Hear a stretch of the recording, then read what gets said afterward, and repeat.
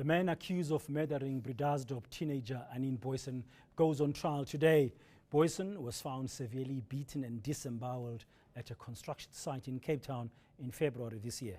She died soon after being hospitalized. Johannes Kana has been in custody for the past 8 months. Let's go live now to our reporter, Leanne Jansen, who is in Swellendam. Leanne, good morning. Just recap for us the whole Anene Booysen case that took place in February. What had really happened on that fateful night?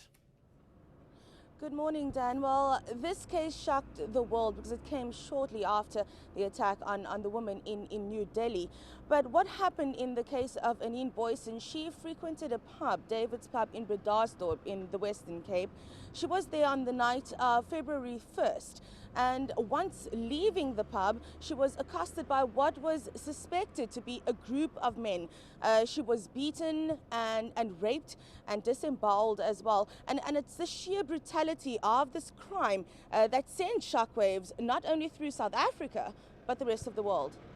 It's been 8 months since Anene Booysen was murdered. What has transpired in the period since February to today? I mean, at the beginning of this whole saga, there were a number of suspects.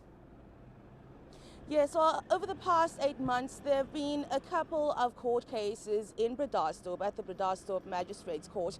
Initially, 2 men were arrested. Jonathan Davids, who Anene Booysen had named just before she had died on February 2nd, and Johannes Kana, who will be in the dock today.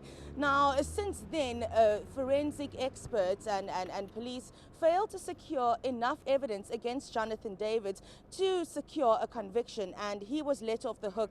Now, Jonathan Davids says he believes Anene Booysen named him before she died because she had seen him at the pub on that fateful night, and probably thought that he could help the police nab the suspects they were after. So 8 months on, Johannes Kana is the last man standing and the lone man standing in the dock today for the murder of 17-year-old Anene Booysen. What do we know about Johannes Kana? Who is this man? Does he live in the neighborhood?